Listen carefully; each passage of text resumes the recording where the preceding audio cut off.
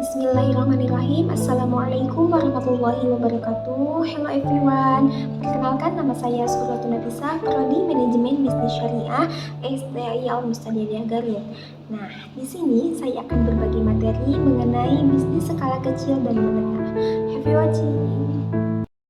Nah, pastinya kalian sudah tidak asing mendengar nama usaha kecil atau UMKM. Nah, apakah kalian sudah mengetahui arti dari usaha kecil tersendiri?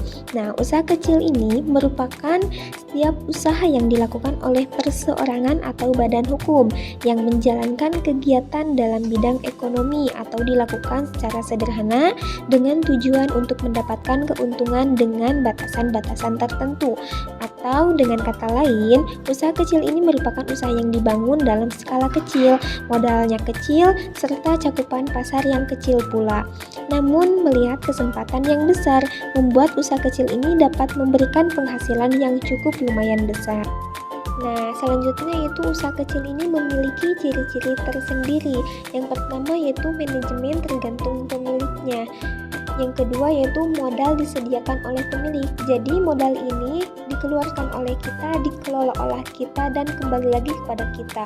Yang ketiga yaitu skala usaha dengan jumlah modal relatif kecil. Nah, namanya juga usaha kecil, pasti modal dan jumlah usahanya juga ini relatif kecil yang dikeluarkannya. Yang keempat yaitu karyawan ada hubungan kekerabatan emosional. Jadi kalau usahanya kecil-kecilan pasti masih memerlukan kekeluargaan yang emosional. Yang kelima yaitu daerah operasi usaha bersifat lokal. Yang keenam, sumber daya manusia yang terbatas. Yang ketujuh, biasanya berhubungan dengan kebutuhan kehidupan sehari-hari. Dan yang terakhir yaitu mayoritas karyawan berasal dari kalangan yang tidak mampu secara ekonomis. Nah, pastinya yang namanya usaha itu memiliki kelebihan dan kelemahannya tersendiri. Nah, ini di sini ada kelebihan usaha kecil. Yang pertama yaitu usaha milik pribadi, yang kedua yaitu motivasi yang lebih tinggi, yang ketiga yaitu fleksibilitas yang tinggi, yang keempat yaitu minimnya birokrasi, yang kelima yaitu melayani pasar lokal atau domestik, dan yang terakhir yaitu produk atau jasa tidak menarik perhatian. Nah, setelah kelebihan pastinya juga ada kekurangan. Nah, ini di sini ada kelemahan usaha kecil tersendiri. Kalau kelemahannya itu modalnya terbatas, yang kedua yaitu kredibilitas, yang ketiga permasalahan pegawai, yang keempat tingginya biaya langsung, keterbatasan kualitas produk. Nah, untuk yang selanjutnya, pasti yang namanya usaha itu memiliki tantangan. Di sini ada tantangan UMKM, yaitu yang pertama menarik pelanggan baru. Nah, salah satu tantangan terberat UMKM ini adalah menarik pelanggan baru. Tentu saja masalah ini adalah masalah yang dihadapi banyak pelaku bisnis, baik UMKM maupun atau pengusaha besar sekalipun. Namun, perusahaan besar dengan sejarah kesuksesan biasanya lebih mudah menarik pelanggan baru karena memiliki brand awareness yang kuat. Yang kedua yaitu mempertahankan profitabilitas. Nah, adapun jenis dan bagaimana operasional sebuah bisnis dilakukan, mempertahankan profitabilitas adalah tantangan utama UMKM. Masalah profitabilitas ini cukup menyulitkan untuk sebuah bisnis kecil karena harus melakukan banyak penyesuaian di semua sektor. Oleh karena itu, ada beberapa hal yang menjadi pertimbangan dasar saat mencoba dan mempertahankan profitabilitas. Yang pertama yaitu kurangi biaya, yang kedua meningkatkan omset, yang ketiga meningkatkan produktivitas dan efisien, yang terakhir yaitu mengevaluasi pemasok, tempat, proses produksi, dan fasilitas keuangan yang berjalan selama ini.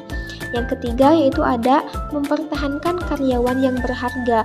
Nah, salah satu masalah pelaku UMKM ini yang lumrah dijumpai adalah kegagalan menunjukkan nilai pada karyawan dan pekerjaan yang mereka lakukan. Nah, masalah ini dapat menyebabkan bisnis kehilangan beberapa asetnya yang paling berharga. Kecenderungan yang juga umum dijumpai adalah karyawan akan meninggalkan suatu posisi jika mereka tidak merasa dihargai. dihadapi. Pentingnya untuk diingat bahwa gaji adalah faktor krusial yang membuat karyawan merasa dihargai. Ketika kita berbisnis dan keuntungannya tumbuh, maka idealnya gaji karyawan juga naik. Yang keempat yaitu mengamankan keuangan. Nah, kondisi keuangan adalah gambaran bagaimana sebuah bisnis akan berjalan, apalagi bagi bisnis UMKM. Uang adalah oksigen yang mau tidak mau harus ada dan berputar. Oleh karena itu, akses ke lembaga keuangan jadi salah satu strategi UMKM untuk terus hidup. Yang kelima yaitu meningkatkan pendapatan. Nah, sudah menjadi rahasia umum bahwa setiap bisnis berjuang untuk mendorong dan mempertahankan pertumbuhan. Apalagi seperti kayak pandemi COVID kemarin, COVID-19 memberikan dampak negatif bagi pertumbuhan bisnis kecil, meskipun tidak mungkin pelaku UMKM untuk mengendalikan kondisi pasar yang dihadapi. Ada beberapa hal yang harus dilakukan untuk membantu meningkatkan pendapatan. Misalnya, jika UMKM beroperasi di ceruk pasar yang terlalu kecil, maka cobalah tawarkan produk atau layanan tambahan untuk meningkatkan minat orang pada produk primer. Nah, demikian materi yang saya sampaikan tadi. Kalau kalian lebih penasaran lagi, ayo gabung bersama kami di Prodi Manajemen Bisnis Syariah SDA Al Musadadiah Garut. Bye-bye. Assalamualaikum warahmatullahi wabarakatuh.